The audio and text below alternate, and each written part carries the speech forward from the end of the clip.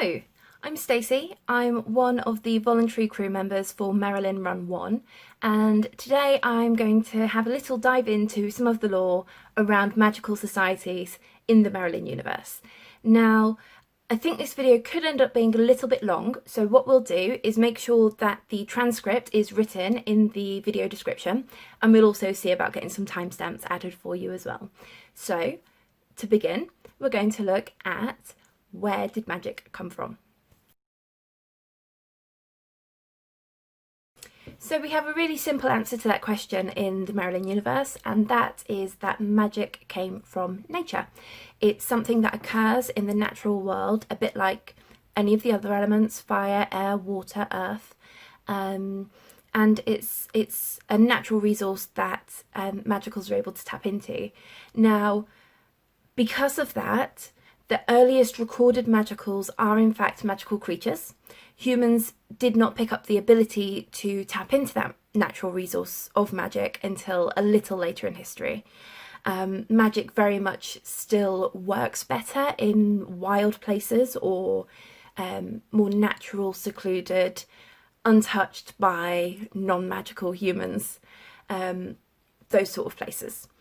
So I've touched on it a little there, but as the world developed and as dull society developed more science and technology, magic started to dwindle. Now, when the magicals noticed that this technology was interfering with their magic, they started to retreat into more secluded places. They noticed that the more technological advances that were made, the weaker magic became. So for their own safety, to ensure that they could continue to use magic, they moved on to more secluded places, maybe the outskirts of societies, maybe some very remote areas, really the fringes of where the dolls were, having very little interaction with them. Some magical creatures actually never leave their secluded places. They prefer to stay maybe in the desert or the forest, mountain ranges. So basically, if there's technology around, magic doesn't work properly. And actually, the same is true the opposite way. When magic is around, technology doesn't work properly, and that's something that will be touched on more in-game. Next, I'm going to talk about some of the social structures of the species that we have in the Marilyn universe. And first up, it will be werewolves. Werewolves are naturally a very nomadic species. They don't settle anywhere for too long. It's quite unusual for them to do so. They prefer to keep moving, and out of all the species we have in the Marilyn universe, werewolves are the least likely to integrate with the other species. While some of them will, mostly they tend to segregate themselves and stick to their own, really. And that leads me on to the way that they organise themselves within society. So werewolves are organised in packs. They're usually co-led by a mated couple, and a pack is really like a very closely knit family. They're very, very loyal to their pack, and the pack rules are very strictly followed. In fact, from an outsider, you might think that some of these rules are unusual, but it's of utmost importance to werewolves to stick to their social structure and to follow the pack. So that's werewolves in brief. Next, we'll have a little chat about vampires. Vampires live in what we call clans, which is a small to medium-sized group of members of the same family and perhaps their extended family as well. Now, clans will have a single leader, which generally speaking will be the oldest of the vampires within that clan. Vampires are very hierarchical, and they place a lot of emphasis on age and experience. So the older the vampire, the more experienced, the more power they are likely to have within that clan. Clans make up their own rules and laws, and those are usually established and governed by the leader, the eldest vampire in the clan. Going back to the hierarchy that I've mentioned, there is a definite hierarchy of responsibility and servitude within a vampire clan. So generally the older vampires will have more responsibility within the clans. the younger vampires will have to go through periods of servitude and perhaps being a bit of a dog's body to the elders in order to work their way up that hierarchy. If you want a real life reference to sort of solidify that, it's a little bit like gangs and crime rings, perhaps the mafia, in that you have a lot of respect for those who are above you in the hierarchy and you have to work your way up. In terms of geographically where you might find vampires, the majority of them live on the outskirts of dull settlements. Easy access to blood. I'm sorry, I don't know why I did that. Yeah, the majority of them live on the outskirts of dull settlements. You will have a few vampire clans who have taken themselves to secluded regions, like the mountains. Even fewer still, you might have some vampire clans that have fully integrated themselves into Warlock society and have become members of the guild. Now, vampire members of the guild are very rare, but there are one or two that exist. But most vampires generally will be around on the outskirts of the dulls, keeping themselves at a safe distance so that they can still use magic, but also, as I say, still have easy access to that drug that they have an addiction to, blood. So, on to the Fae. Now, what's nice about the Fae is that the three separate subspecies of Fae do tend to coexist.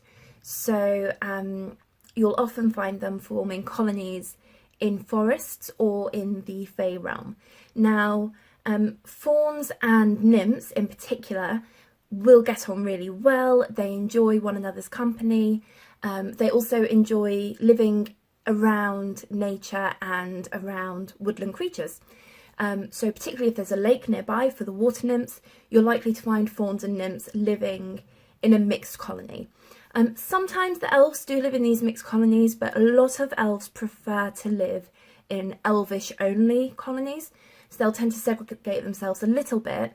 And again, that could be within woodland, or it could be in the Fae realm. Now, the Fae realm is something that non-Fae know very little about. It's accessible only through very well hidden and very well guarded portals, and to this day no known warlock has been able to pass through and return. So no trips to the Fae realms for the warlocks. But the way that these colonies are structured is that, generally speaking, there will be an assembly of elders who are responsible for the rules and well-being of their colony. Now, these are generally, as the name suggests, an assembly of elders. They will be the oldest and wisest of the colony, who will work together in a very democratic way to govern their colony. In the mixed colonies, all of the species will be represented on that assembly of elders. Fae, regardless of the kind, and even the elves who prefer to live separately, still live in harmony with each other and have a very reverent respect for nature and the natural. So the final species at Merlin that I have to talk about are Warlocks. Now, Warlocks are human magicals. If you remember at the beginning of the video, I mentioned that humans did not originally have magic. That belonged solely to the magical creatures. However, there was an occurrence many, many years ago, longer than anyone can recall, where the ley lines that magic travels across had a huge charge. Something happened which made the magic sort of explode out of these lines, and any humans that were living at the intersections of these ley lines became magical. They absorbed some of that magical power and they became warlocks. That's how warlocks came into being. As I said, we don't have a set timeline for this. It just happened a very, very long time ago. Now, one of the interesting things is that this occurrence led to there being more warlocks than any other magical species in the Merlin universe. And that, I think, is something that's important to bear in mind for the game. Warlocks vastly outnumber any other species. So let's talk a bit about society. Now, because they are human, they tend to structure themselves in a regular human way. So they developed groups that they call councils, and they also developed a number of global rules which they call the Accords. Now, I think it's important to point out the difference there, in that magical creatures tend to self-govern within their clan, their pack, their colony. They tend to have their own rules, whereas for Warlocks, there is a global series of rules called the Accords. Now, I am going to read the Accords off of a piece of paper because I want to get them 100% right. So regardless of the council that you live in, these are the Accords. Speak no magic. That is, no magical is allowed to discuss the magical arts in front of dulls. Show no magic. So no magical is allowed to perform the magical arts in front of dulls. Protect the magic. No magical shall knowingly allow anyone else to break these decrees. And submit to magic. Should a magical break the decree, they shall accept punishment.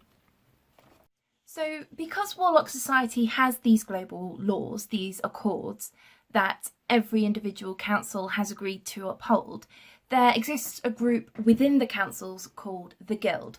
Now, the Guild are almost like a police or military style group, and it is their role to maintain law and order, and in particular to enforce the Accords. Now, every council will have at least one guild.